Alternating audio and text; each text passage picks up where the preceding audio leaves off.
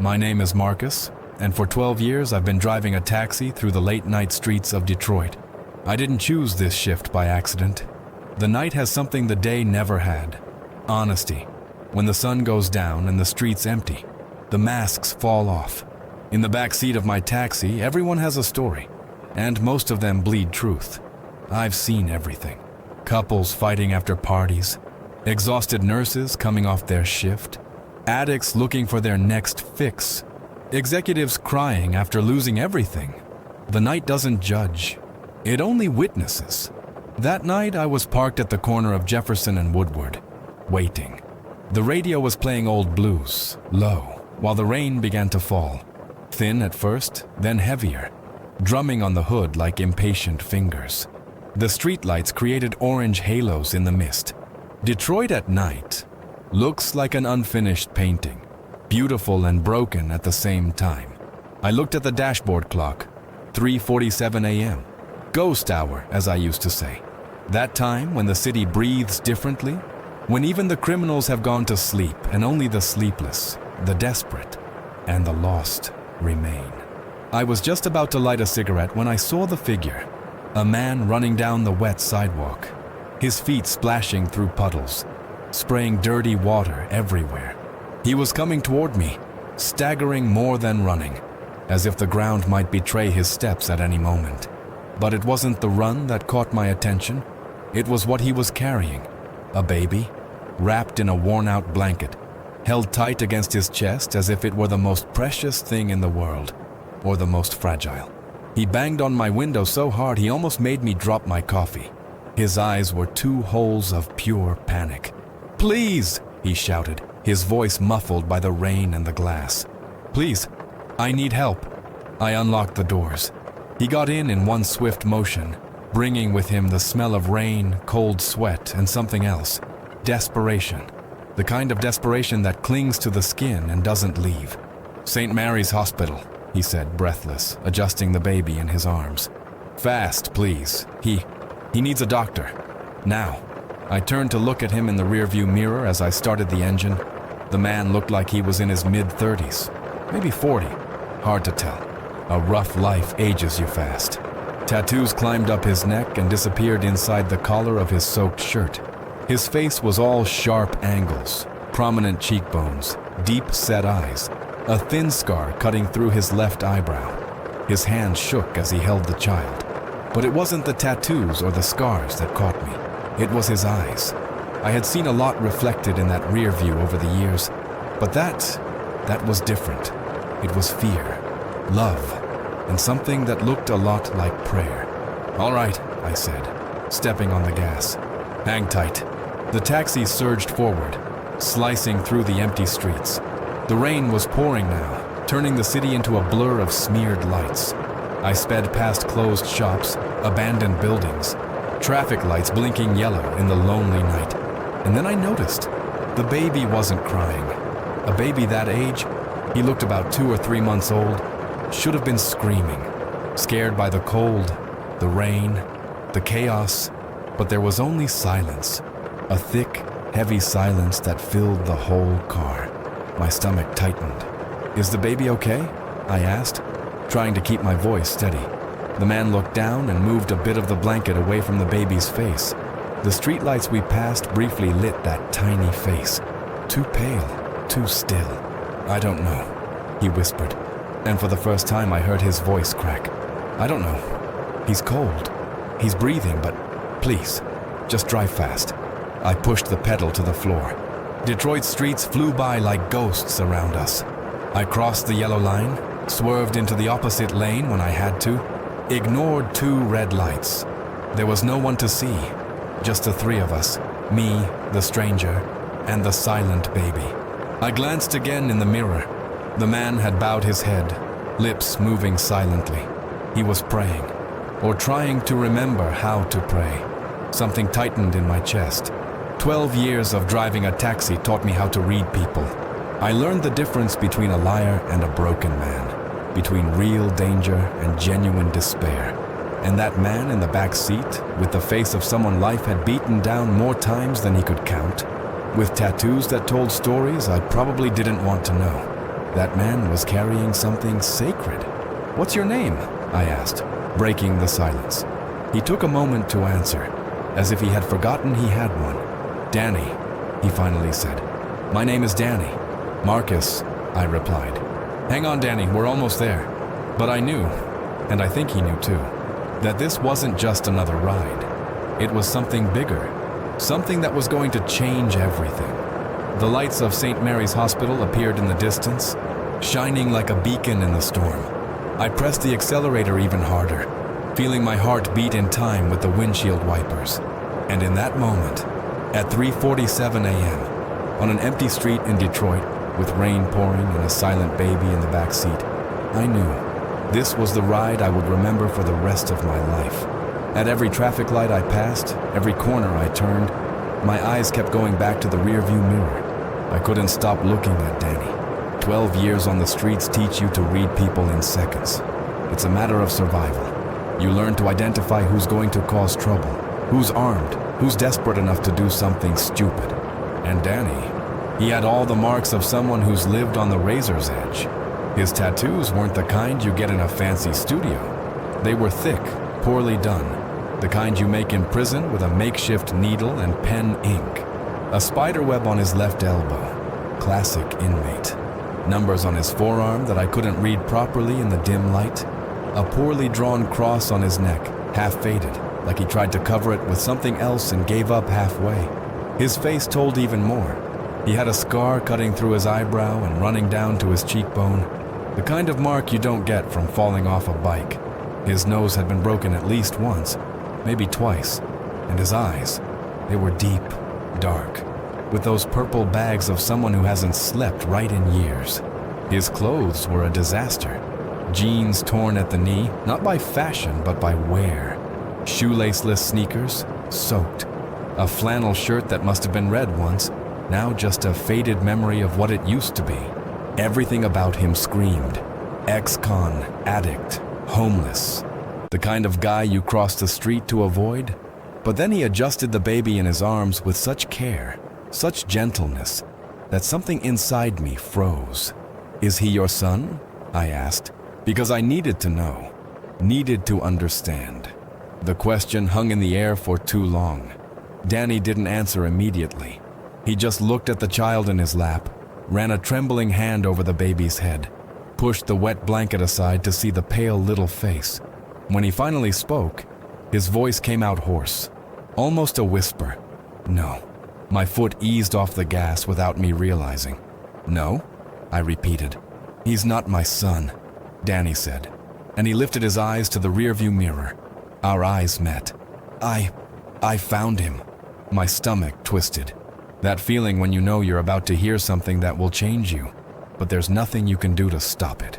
"Found him where?" Danny took a deep breath, closed his eyes for a second. When he opened them again, they were red. "In a dumpster," he said, "behind the Jefferson Motel.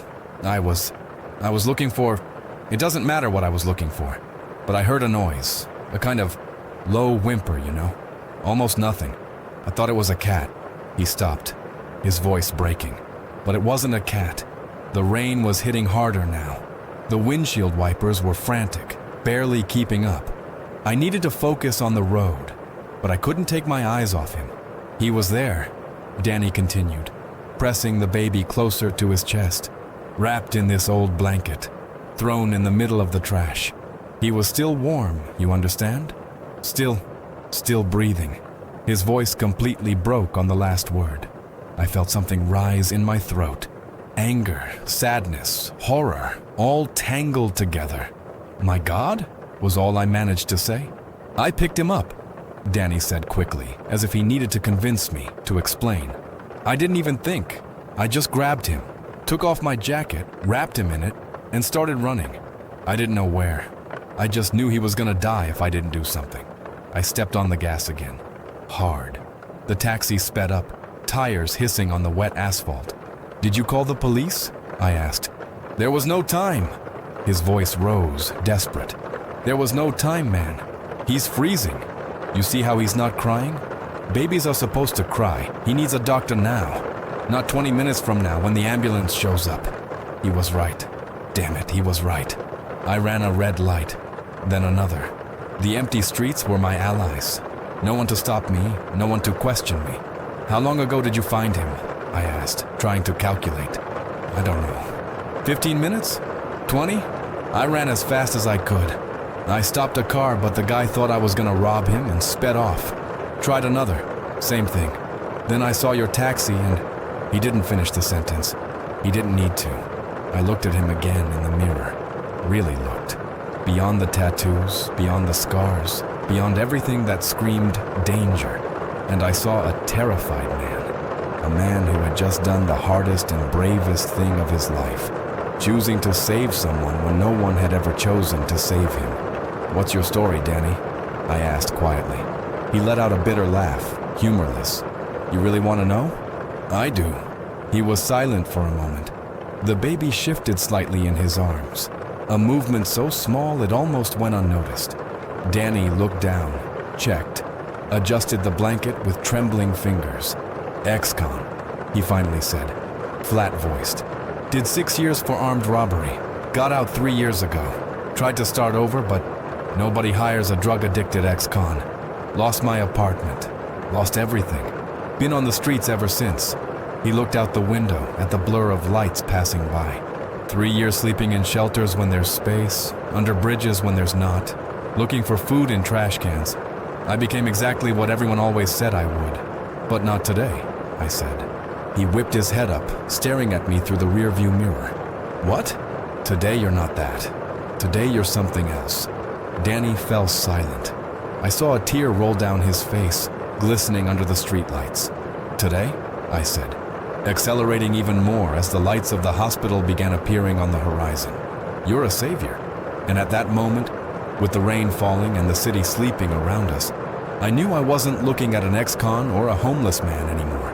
I was looking at an angel with the face of the devil, and he was carrying a life in his hands. The hospital was still 6 blocks away when Danny started talking again. Not because I asked, but because sometimes, in the backseat of a taxi at 4 in the morning, with death breathing down your neck, the words just spill out. I had a family, he said, so quietly I almost couldn't hear it over the rain. Before everything fell apart, I had a wife, Sarah, and a daughter. My hand tightened on the steering wheel. Lily, he continued, and his voice changed when he said her name, softer, more shattered. She was 4 when I got arrested. Curly hair, huge brown eyes. She laughed at everything, even at my bad jokes. He paused. I looked in the rear view. Danny was staring out the window, but he wasn't seeing anything. He was seeing the past. I ruined everything, he said. I was unemployed, behind on rent, desperate. I thought a quick robbery would fix it. Just once, just to pay the bills. Stupid, right? Like crime never fixes anything. The rain fell relentlessly. I ran another red light, the tires hissing on the wet pavement. They caught me the same night, Danny went on. I didn't even get to spend the money, 6 years. That's what I got, 6 years away from her, away from both of them. He adjusted the baby in his arms, checking for the 1,000th time if he was still breathing. Sarah visited me twice, just twice. The 3rd time she was supposed to come, she sent the divorce papers instead, and a letter. Said she couldn't do it anymore. That Lily needed stability, that I had made my choice. His voice trembled. I asked to see my daughter. I begged, but Sarah was right to protect her from me. What kind of father was I?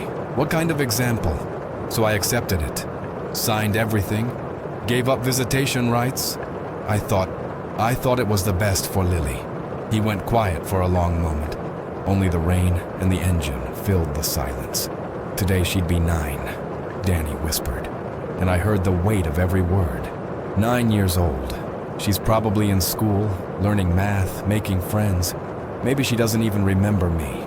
Sarah probably remarried, some good guy. A guy who doesn't ruin everything.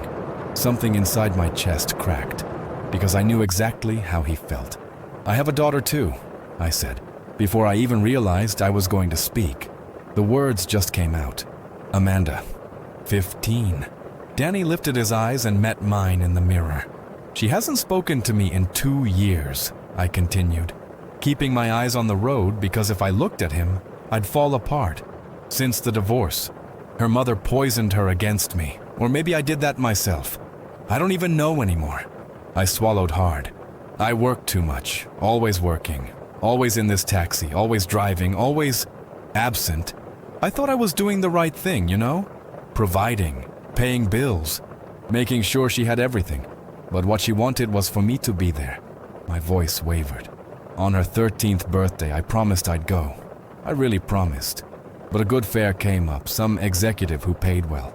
And I thought, just this one more. I showed up 3 hours late. The party was over. Amanda was crying in her room. She looked at me with so much hatred, so much contempt. I blinked hard, pushing back tears. 6 months later, my wife asked for a divorce. Amanda chose to stay with her. I try calling. I send messages, but she never answers. It's like I died to her. The silence that followed was heavy, dense.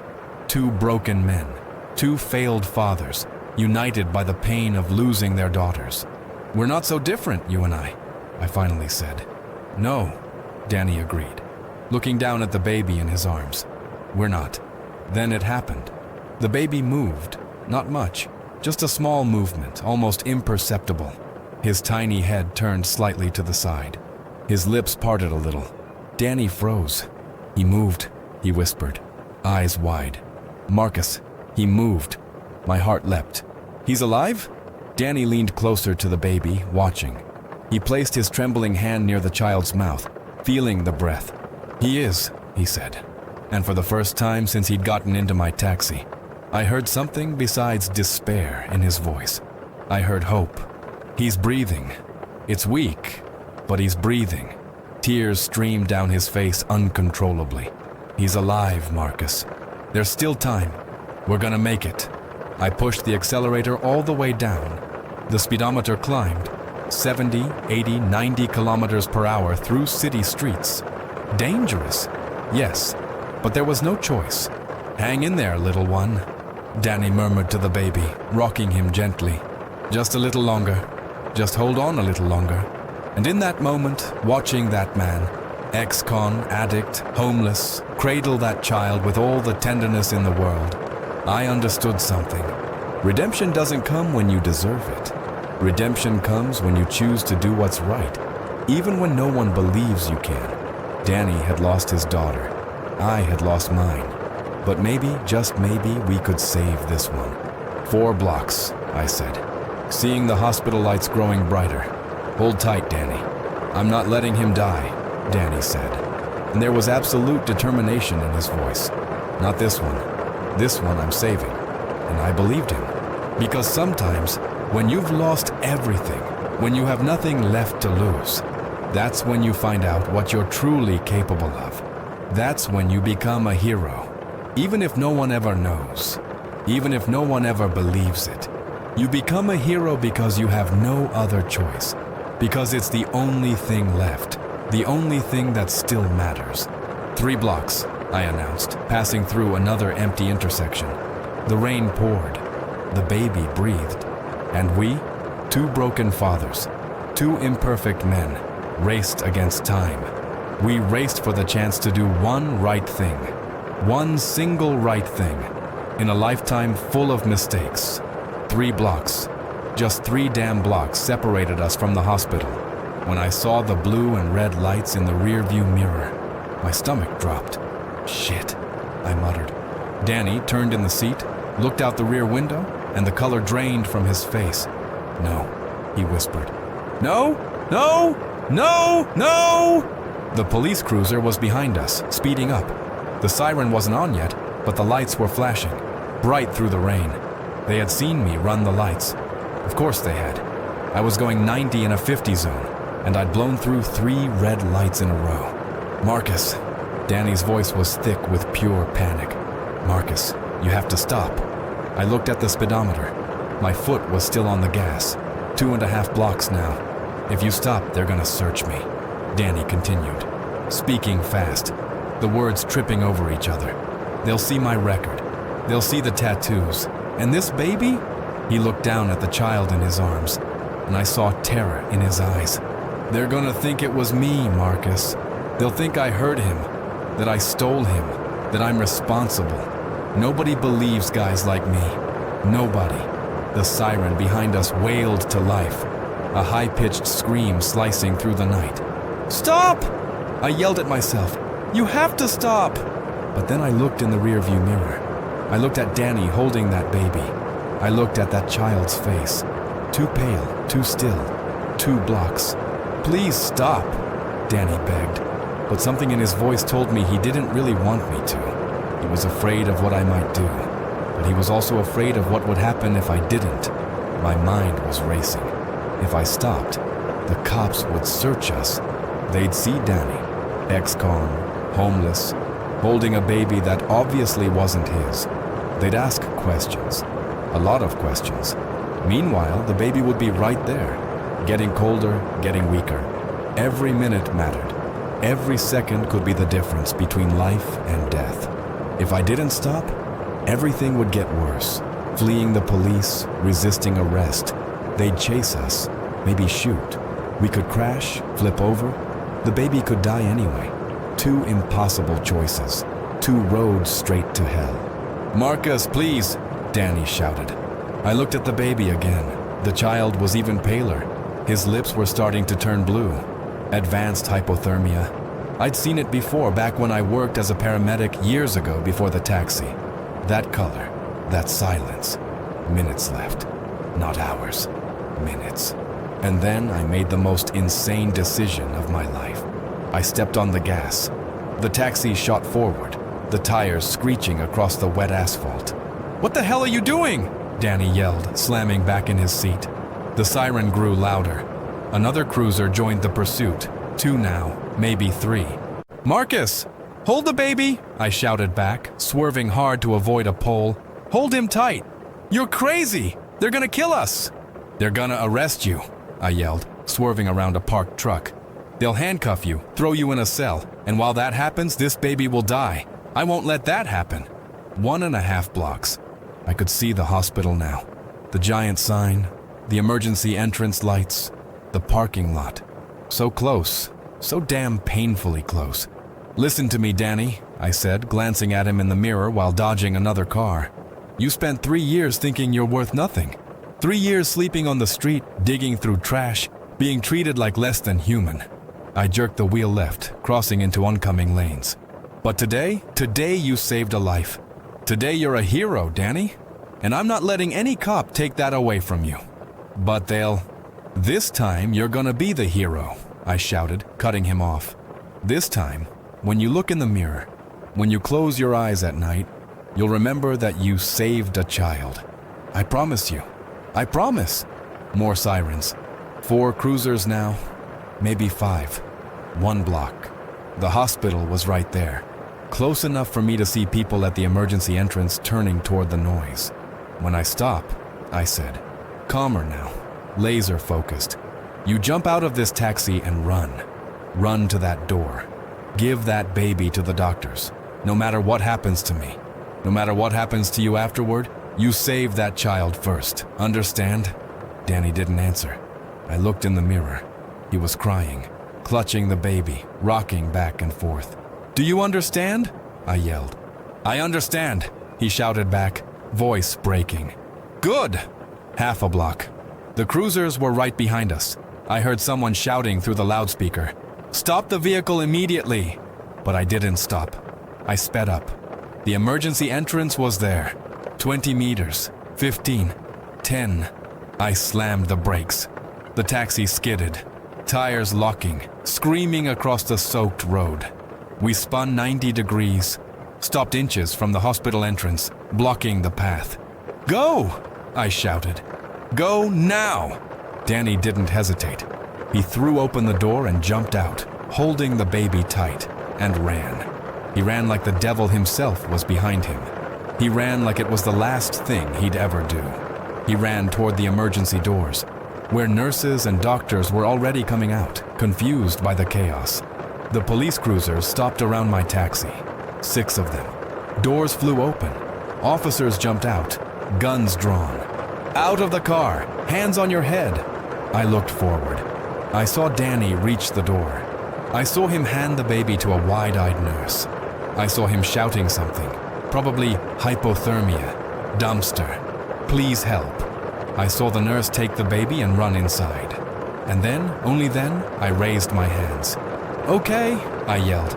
"I'm getting out, no weapons!" I opened the door slowly, stepped out with my hands up. 3 officers slammed me to the ground before I could take 2 steps. My face hit the cold asphalt. I tasted blood. Handcuffs clicked around my wrists. "You're under arrest, idiot!" Fleeing, reckless driving, resisting. "The baby!" I cut in, spitting blood. "Save the baby! That's all that matters." Out of the corner of my eye, I saw more officers running toward Danny. But it didn't matter, because through the emergency room glass doors, I saw it. I saw doctors surrounding the baby on a stretcher. I saw them working. I saw movement, urgency, life. There was still time. Danny had done it. We had done it. And as they dragged me toward the police car, rain hitting my face, blood in my mouth, I smiled. Because for the first time in 2 years, since Amanda stopped speaking to me, I had done something right, something that mattered, something worth everything. The asphalt was cold against my face, icy. The handcuffs bit into my wrists, way too tight, cutting off circulation. 3 officers were holding me down, one with a knee in my back, the other 2 pointing guns at my head. "Don't move!" one of them shouted. I wasn't moving. I could barely breathe with the weight on top of me. "There's a dying baby in there!" I managed to yell, spitting blood onto the ground. "A baby! The man who ran inside, he saved a life! Please, you need to—" "Shut up!" More cruisers arrived, sirens everywhere, blue and red lights painting the rain in frantic colors, voices over the radio, controlled chaos. I turned my head. It hurt, but I had to see. Through the glass doors of the emergency room, I caught sight of movement. Doctors rushing, a stretcher being pushed, and Danny standing in the middle of the hallway, frozen, his hands still raised in the position he'd held the baby. "He didn't do anything wrong!" I shouted again, louder.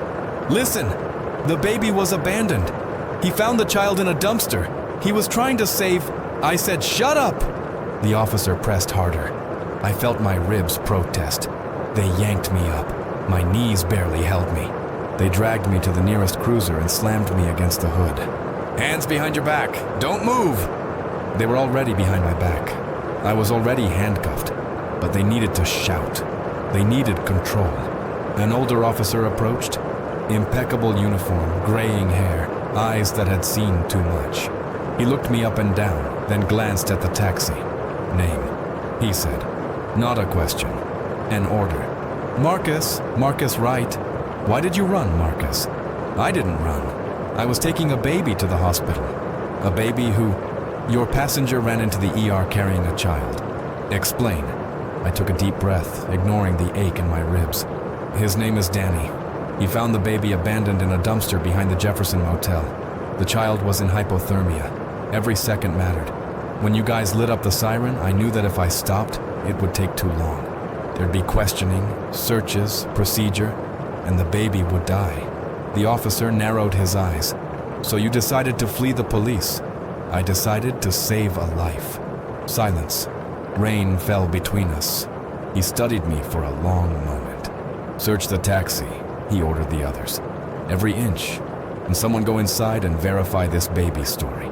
2 officers opened my cab and started searching. Front seat, glove compartment, trunk. Looking for drugs, weapons, anything that justified the chase. They wouldn't find anything. My taxi was clean. Always had been. Another officer walked into the hospital. Through the glass, I watched him approach Danny. Danny lifted his head. Even from far away, even through the rain and glass, I saw the fear on his face. Pure, primal fear. The kind you develop after years of being treated as a criminal, as less than human. The officer said something. Danny responded, gesturing, explaining. He pointed toward the hallway where the doctors had taken the baby. "Nothing here, Sergeant," one of the officers shouted from the taxi. "It's clean." The sergeant didn't take his eyes off me. Background? A younger officer checked something on the cruiser's onboard computer. Marcus Wright, 47, valid taxi license, no priors, clean record. The sergeant nodded but didn't look impressed. And the other?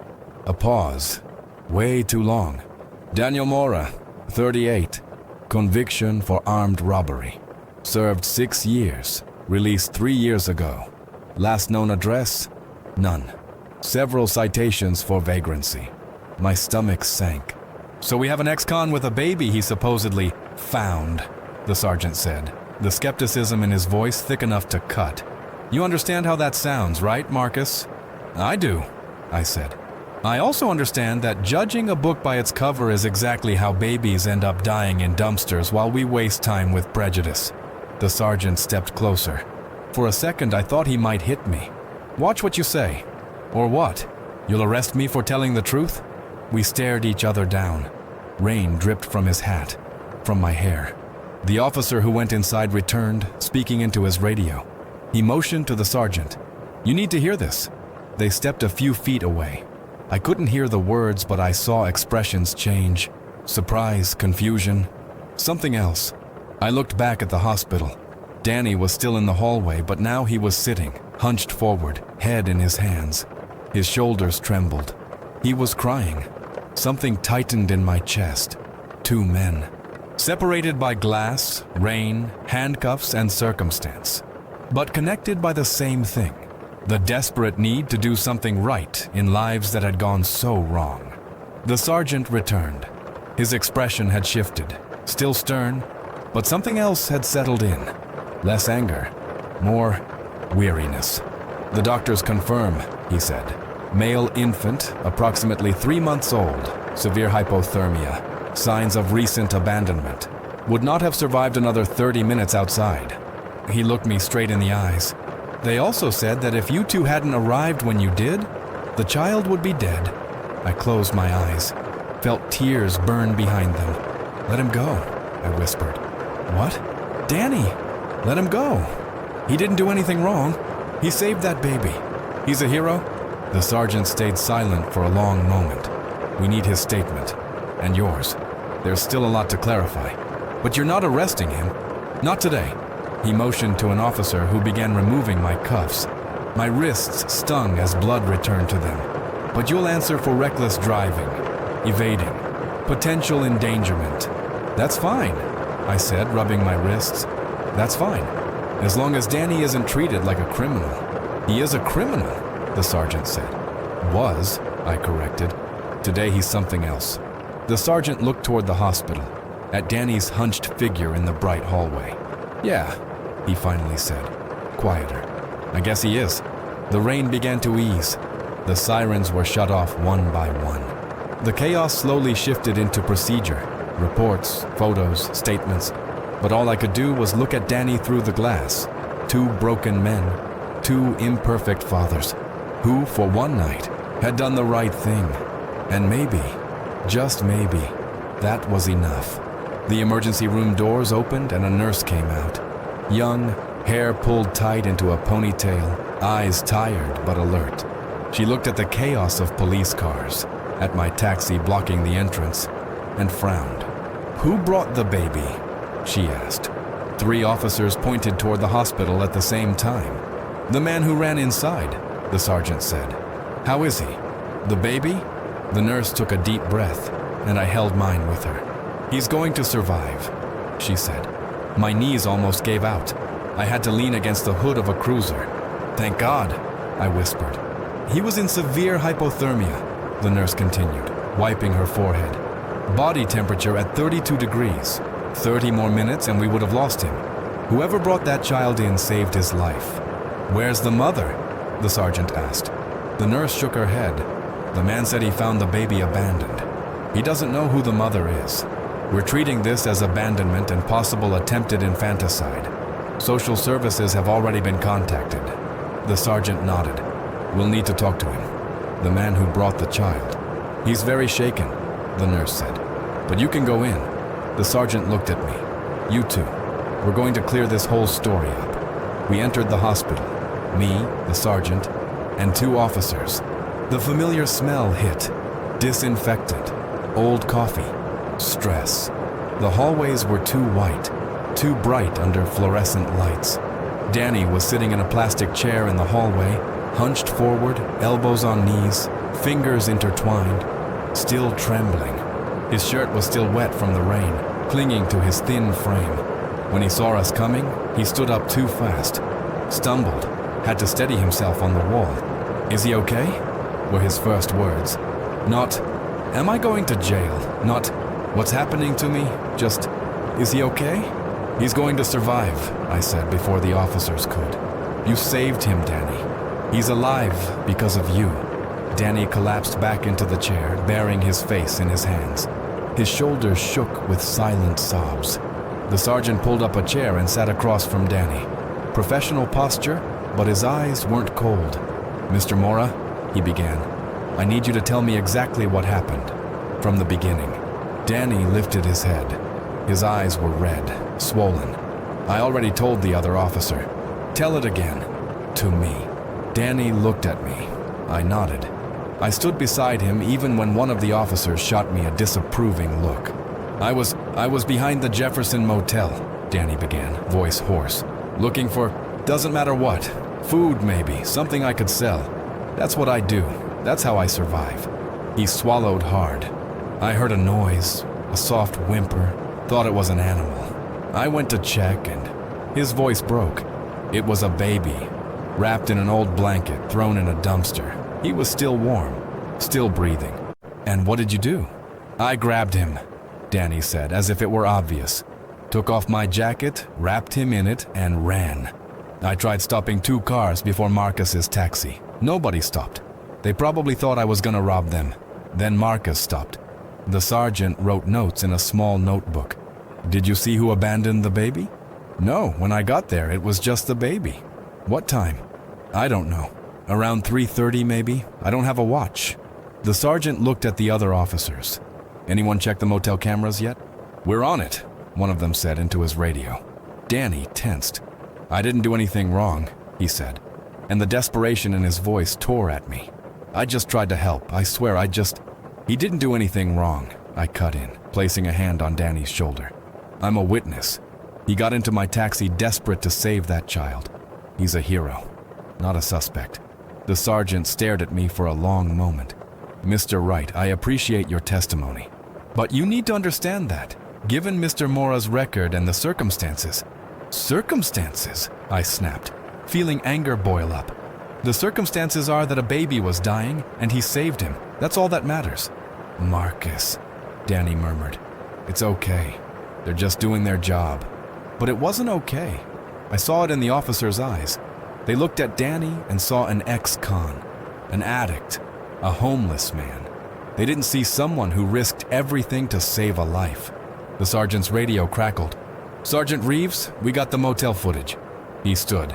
"Send it to my unit. I'll take a look." We walked out to the parking lot. The rain had fully stopped now, leaving everything glistening under the lights. The sergeant opened the laptop in his cruiser. We gathered around. Me, Danny, the other officers. The screen showed a grainy security camera feed.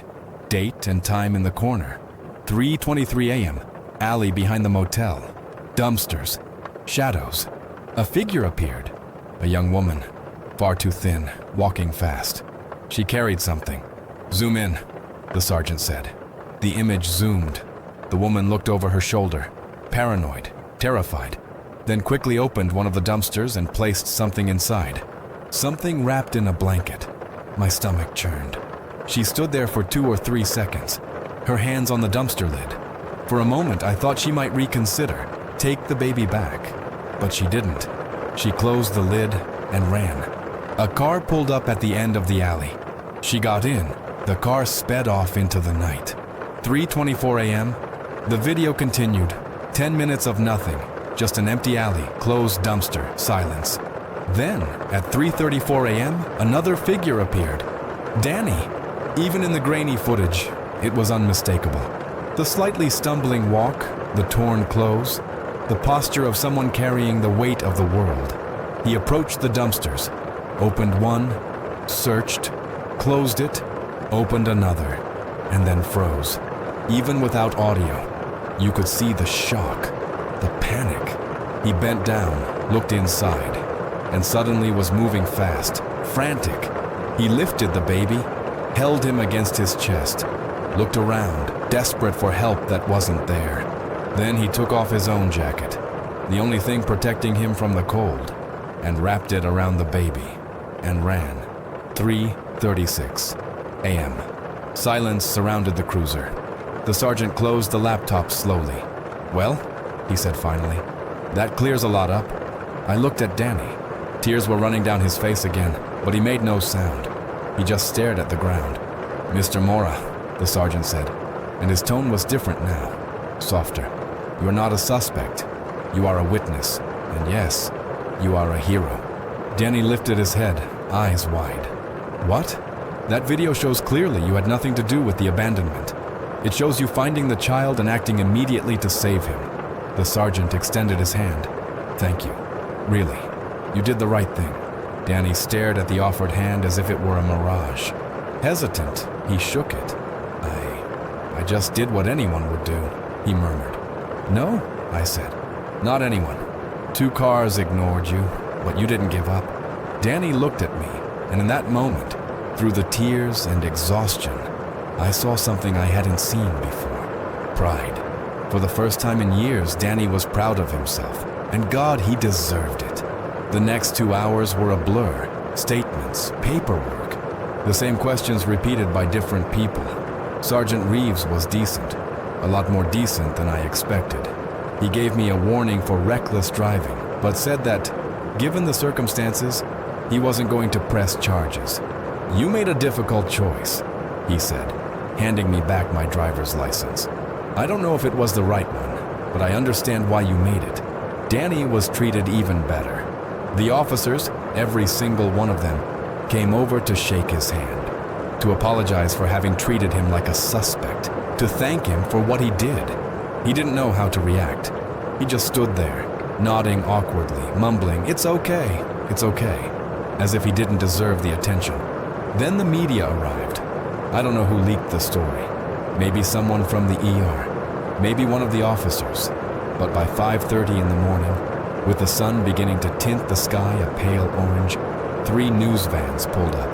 Reporters jumped out with cameras and microphones, hungry for headlines.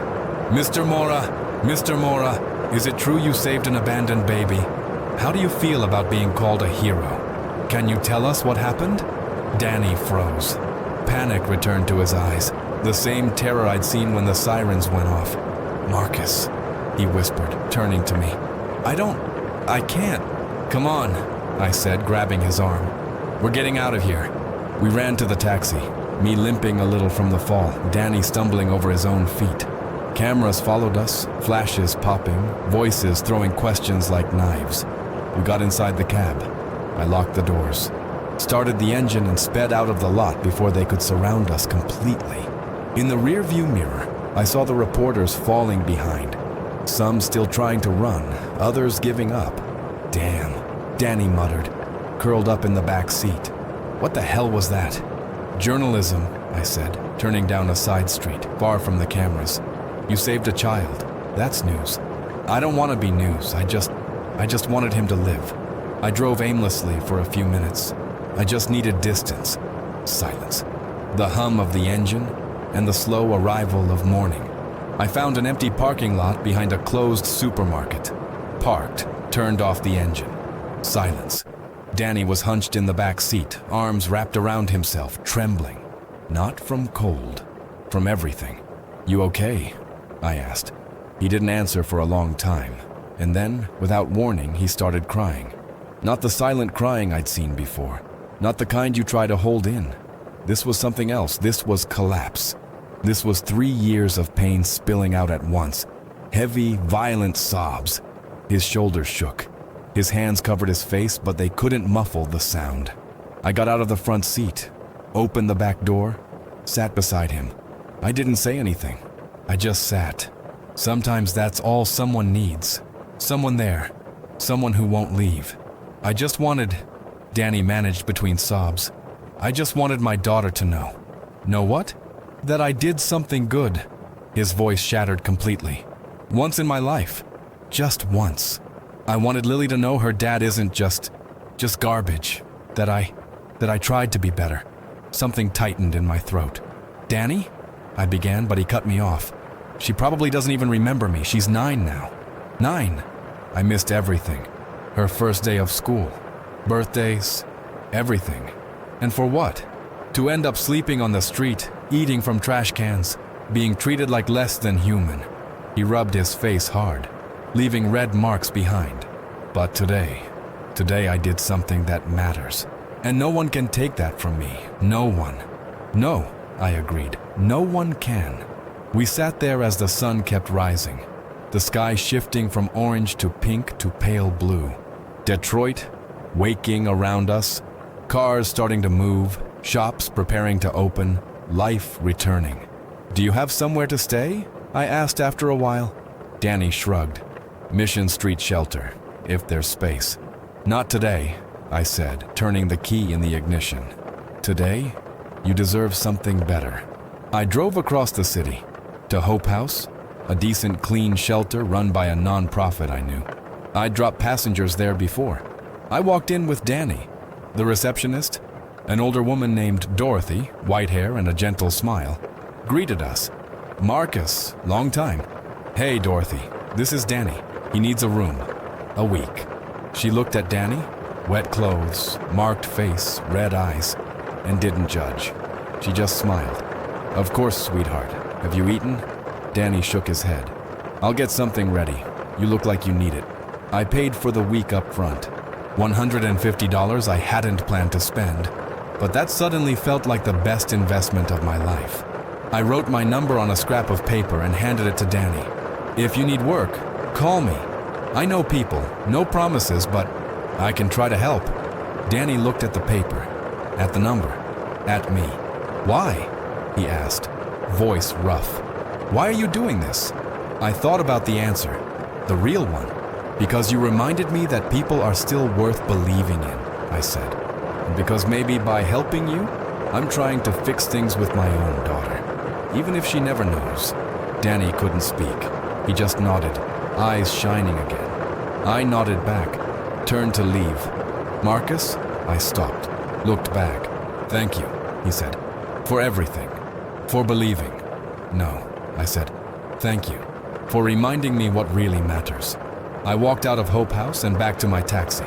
Morning was fully here now, bright, the kind of morning that promises a warm day. I sat in the driver's seat, adjusted the rearview mirror, and stopped.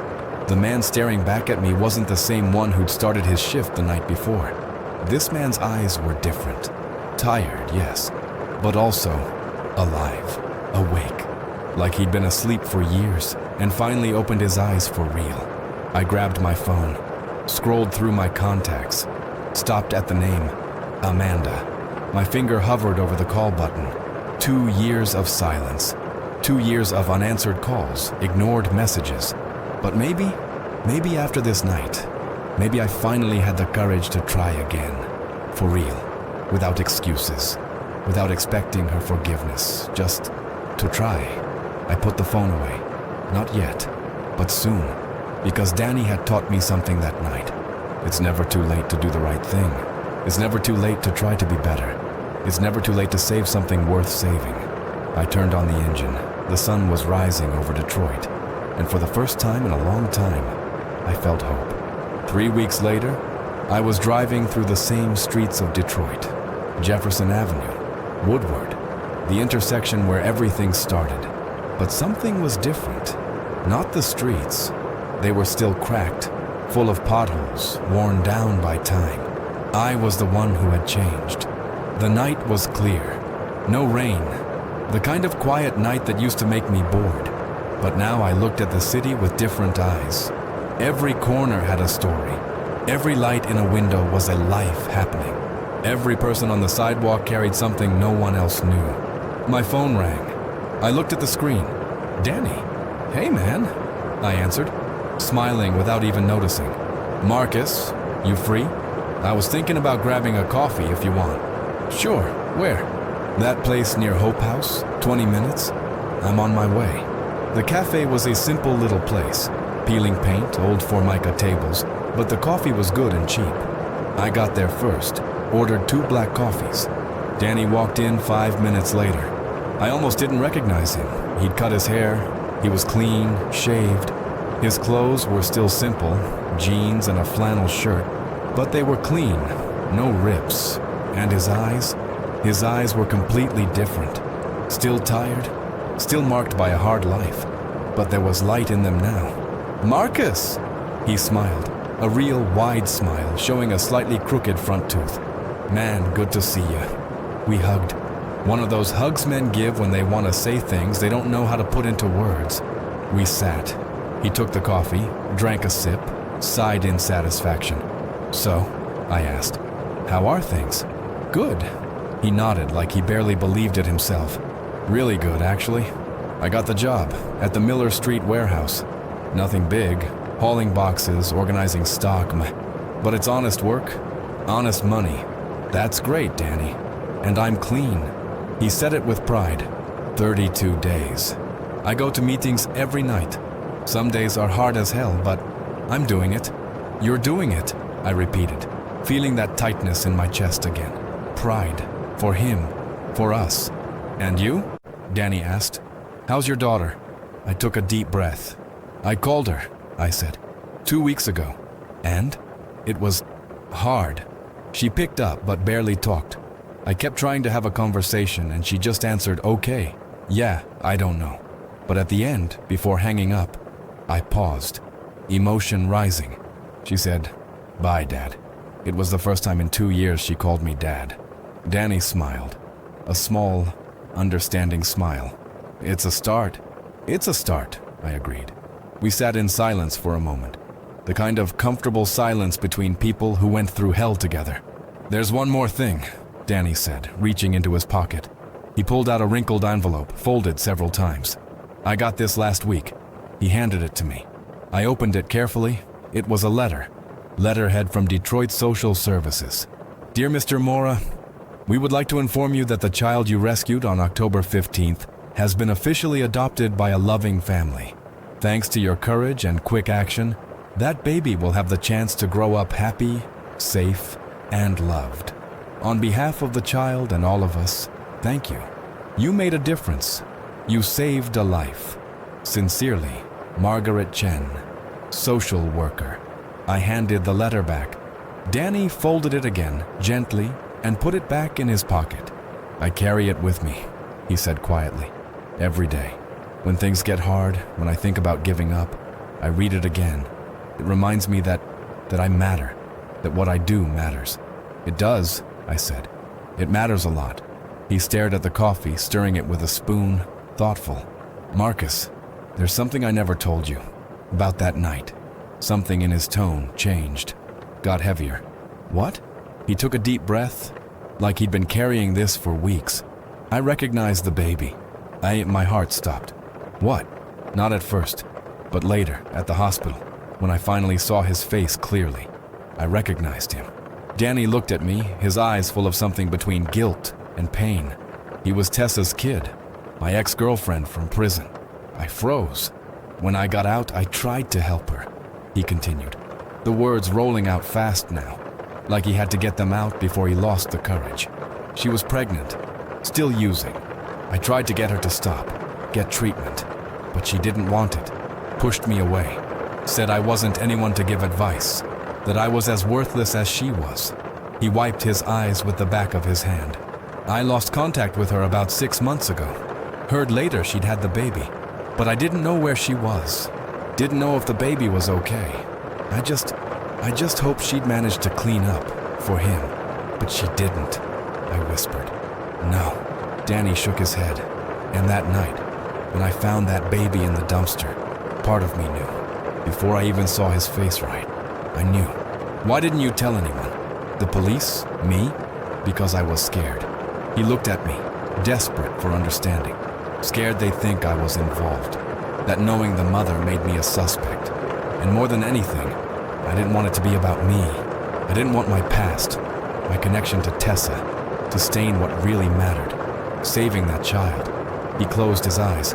But the truth is, saving him was my redemption, Marcus. Not just for the baby, But for every time I failed, with my daughter, with Tessa, with myself, that night was my chance to do something right, something that really mattered. I looked at him, at this man who had carried so much weight, so much guilt, and still found the strength to run through the rain with a baby in his arms. "You did the right thing," I said finally. "In everything, from beginning to end." "You did too," Danny said.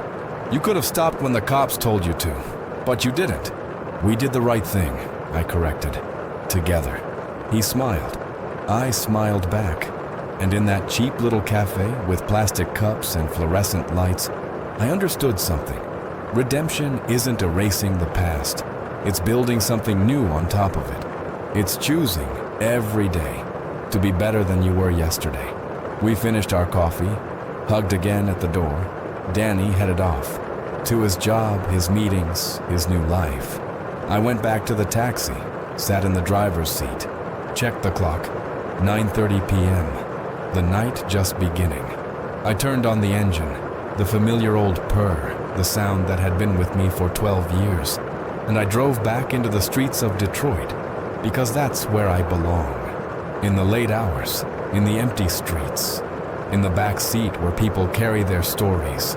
Maybe tomorrow I'll pick up a businessman returning from a party, maybe a tired nurse, maybe someone broken, desperate, looking for help. I don't know who will get into my cab, but I know one thing. I'll be ready, because in the back seat of a taxi, everyone has a story. And sometimes, just sometimes, we get the chance to be part of the best story in someone's life. The story where they discover there is still kindness in the world, that there are still people who believe, that there is still hope, even in the darkest hours of the night, even when everything seems lost. There is always a light. And sometimes, that light comes in the form of a yellow taxi, driving through the empty streets of Detroit, waiting for the next story, for the next life that needs saving, for the next imperfect angel who needs a ride. I accelerated down Jefferson Avenue, the city lights blinking around me, and I smiled, because I finally understood. Humanity still shines, imperfect, wounded, but incredibly, beautifully alive.